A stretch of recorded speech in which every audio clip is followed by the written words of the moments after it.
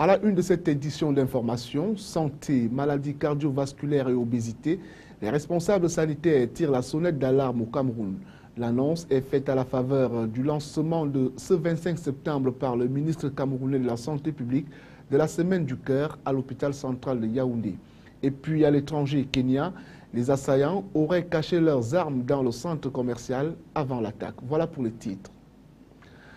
Bonsoir mesdames, messieurs et bienvenue au journal. Santé, maladies cardiovasculaires et obésité, les responsables sanitaires tirent la sonnette d'alarme au Cameroun. 60% des femmes pour s'intéresser à cette catégorie sociale sont obèses. L'annonce est faite à la faveur du lancement ce 25 septembre par le ministre camerounais de la Santé publique de la Semaine du Cœur à l'hôpital central de Yaoundé. Sur les raisons de la résurgence des maladies cardiovasculaires, retrouvons Marcel Vandoabeng, Sadou Mamoudou. Cette cérémonie donne la douche froide. En cause, 17 millions de personnes décèdent chaque année de par le monde des suites de maladies cardiovasculaires. Puis encore, 80% de ces morts se recrutent dans les pays en voie de développement. Au Cameroun, 22% d'âmes sont décimées là, aux côtés d'autres mortalités liées à d'autres infections. La justification de ce triste constat reste le vieillissement de la population, la mutation des habitudes. Une mutation qui rime avec l'émancipation socio-économique et l'intensive urbanisation. Il faut à cela greffer l'alimentation riche et pas équilibrée, la consommation très poussée du sel, de la matière grasse ou alors du sucre. Bien plus, la sédentarité se positionne également au box-office des causes de la recrudescence des MCV, entendez maladies cardiovasculaires. Que dire alors de l'obésité, la consommation accrue du tabac, de l'alcoolisme avec en tout de 80% de personnes accros aux boissons contenant de l'alcool. C'est donc pour résorber tout ceci que le département ministériel en charge de la santé publique procède chaque année à une semaine de sensibilisation sur les dangers des maladies cardiovasculaires. Nous vous proposons à présent de suivre le professeur Daniel Lemogoum. Il revient sur les comportements susceptibles de faire inverser la courbe des maladies cardiovasculaires. Le professeur est au micro de Canal 24. Chez nous, il n'y avait pas autant d'hypertension, autant d'obésité. Les causes sont connues. 90% des causes qui expliquent la forte prévalence de la mortalité par AVC, infarctus du myocarde ou insuffisance rénale, le nombre accru de dialyse est connu. Il y a une explosion de l'hypertension. Plus de 30% de la population adulte camerounaise souffre d'hypertension, des gens âgés de 20 ans et plus. L'obésité a explosé à plus de 40% globalement et touche plus de 60% des femmes camerounaises. L'obésité et le surpoids. Le tabagisme gagne du terrain chez nous. 11% d'adolescents camerounais fument, ce qui est quand même très inquiétant. Et globalement, le diabète qui est passé de 2% il y a 20 ans à 10% aujourd'hui dans notre population. Le taux de cholestérol, la graisse, la mauvaise graisse dans le sang a explosé chez nous. La prévalence est de 20% contre 10% par exemple en Belgique. Donc tous ces facteurs réunis auxquels il faut ajouter la sédentarité, l'inactivité physique. Les gens ne bougent pas assez, les gens ne font pas assez de sport. Tout cela augmente le risque des maladies cardiovasculaires. Autre registre dans ce journal, religion, les pèlerins du Grand Nord en route pour la Mecque. 2800 pèlerins camerounais enregistrés dans les 3 régions septentrionales du Cameroun quittent progressivement le pays depuis le 23 septembre en direction de la Terre Sainte en vue d'accomplir le rituel du Hajj. Ce pilier de l'islam donc. Les détails avec Amadou Bello et Serge Tetka. L'aéroport international de Garoua connaît un trafic aérien particulièrement dense depuis ce 23 septembre. La Commission nationale du Hajj a surpris plus d'un pèlerin cette année sur le plan de l'organisation de la desserte entre Garoua et Jeddah en Arabie Saoudite. Ce mercredi 25 septembre, c'est le scénario inverse qui s'est produit à l'aéroport de la ville. 3 avions attendent sur le tarmac des pèlerins qui arrivent en compte-gouttes. Contrairement aux années antérieures, l'édition 2013 tranche net avec les feuilletons de mauvaise aloi des candidats au Hajj qui souffraient à l'aéroport de Garoua, scrutant le ciel à longueur de journée à la recherche d'un appareil.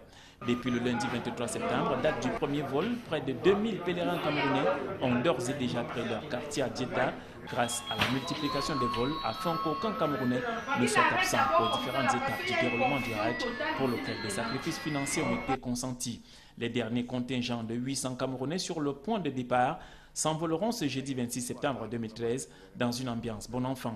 Et ce sera avec plaisir que les 2800 pèlerins camerounais enregistrés dans les 3 régions septentrionales du pays reviendront requinqués d'avoir accompli le 5e pilier de l'islam. Conférence mondiale des radiocommunications, l'Afrique centrale en concertation à Yaoundé. Les participants sont venus peaufiner les stratégies et combiner les fréquences aux frontières entre les pays de la dite sous-région. C'est donc un prélude à l'événement qui se tiendra en novembre 2015 à Genève, en Suisse. Le reportage de Salomon Foué, Marcel Vandoaben et Divine Api pour le récit. Les assises de Yaoundé se définissent comme un cadre de préparation de la conférence mondiale des radiocommunications pour les pays de l'Afrique centrale, en même temps qu'elle constitue une plateforme de coordination des fréquences et de collaboration en matière de contrôle du spectre aux frontières entre les États de la sous-région. Nous attendons d'une part à ce que l'Afrique centrale s'organise pour pouvoir ensemble défendre les intérêts que nous appelons intérêts communs à la prochaine conférence mondiale qui est prévue en 2015. Et l'autre attente aussi, par rapport à la coordination des fréquences, c'est pour qu'il soit désormais institué une réunion annuelle par rapport aux utilisations des fréquences à nos frontières. Il s'agira à terme d'éviter des phénomènes de brouillage des fréquences électriques entre États voisins en concluant des accords permettant d'éviter et de prévenir des éventuels désagréments. Il était bon que nos États se préparent pour s'assurer que leurs intérêts sont pris en compte, pour que les services qui sont déployés dans leur territoire puissent, n'est-ce pas, continuer à fonctionner de manière optimale, que ce soit en ce qui concerne les services de communication fixe, mobile, de radiodiffusion, de radionavigation ou bien de communication maritime. Pendant 4 jours, les participants issus des administrations, organismes de régulation des télécommunications et des technologies de l'information de la communication de l'Afrique centrale, ainsi que des représentants de l'Union internationale des télécommunications, ceux de l'Union africaine des télécommunications, du secrétariat général de la CEMAC et de l'Association des régulateurs de l'Afrique centrale débattront de la problématique de gestion des spectres, de fréquences et de la position face à la migration de l'analogie au numérique prévue en 2015. Rendons-nous à présent dans le Nord. Le sous-préfet de Garoua 2e appelle à l'ordre les chefs traditionnels de 3e degré. Ces représentants directs de l'autorité administrative au niveau des quartiers ont été invités à jouer pleinement leur rôle en tant qu'auxiliaires de l'administration. Le reportage d'Amadou Bello, Giscard Aman Bonnier et Clarisse Nkonjok. Dès l'entame de son propos, le sous-préfet de Garoua 2e n'a pas eu de mots tendres à l'endroit de ses collaborateurs directs et désormais représentants de l'administration au niveau des quartiers.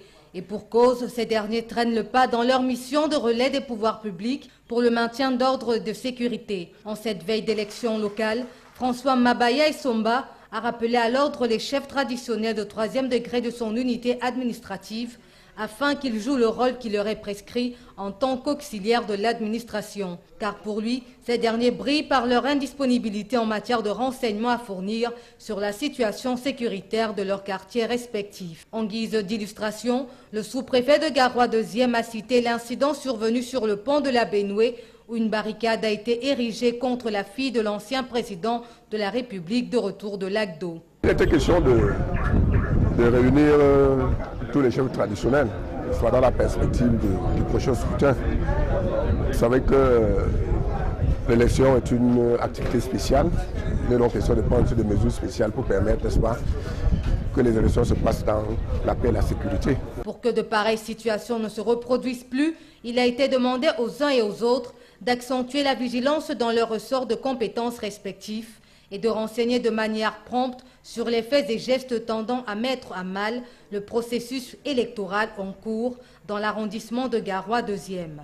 Surtout de dénoncer les actes de provocation qui se multiplient ces derniers jours avec la destruction répétée des affiches de campagne par des groupes d'individus opposés. Autre mission assignée au chef traditionnel, c'est celle de contribuer à assurer la sécurité du matériel électoral attendu d'ici peu dans les 109 bureaux de vote que compte l'arrondissement de Garoua 2e.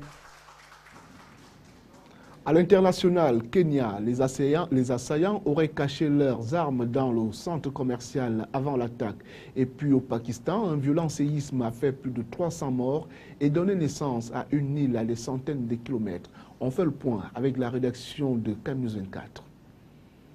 Des économies en 2014 présentées en Conseil des ministres, le projet de loi de finances insiste sur l'effort que doit faire l'État pour se serrer la ceinture. L'objectif est d'avoir un déficit sous les 3% fin 2015.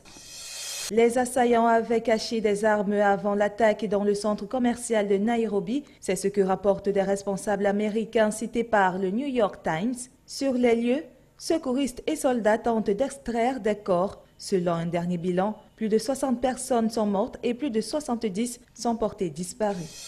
Une piste familiale, la mère de la petite Fiona ainsi que son compagnon et 3 autres personnes ont été placées en garde à vue. Plusieurs effets personnels ont été saisis à Clermont-Ferrand et à Perpignan où le couple a aménagé. La petite a disparu en mai dernier alors qu'elle jouait avec sa petite sœur dans un parc de Clermont-Ferrand.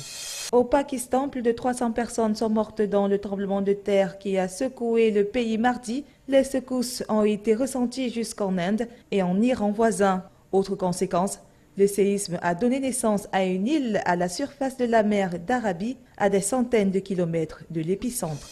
Les signes de réchauffement climatique se multiplient, fonte de glace, montée du niveau de la mer ou encore événements extrêmes. Conséquence, l'absence de glace de mer oblige de milliers de morts en Alaska et dans l'extrême orient russe à retourner sur la terre. Avant de partir, voici le rappel des titres. Santé, maladies cardiovasculaires et obésité, les responsables sanitaires tirent la sonnette d'alarme au Cameroun. L'annonce est faite à la faveur du lancement ce 25 septembre par le ministre camerounais de la Santé publique de la Semaine du Cœur à l'hôpital central de Yaoundé. Et puis au Kenya, les assaillants auraient caché leurs armes dans le centre commercial avant l'attaque. Merci d'avoir suivi le journal. Au revoir.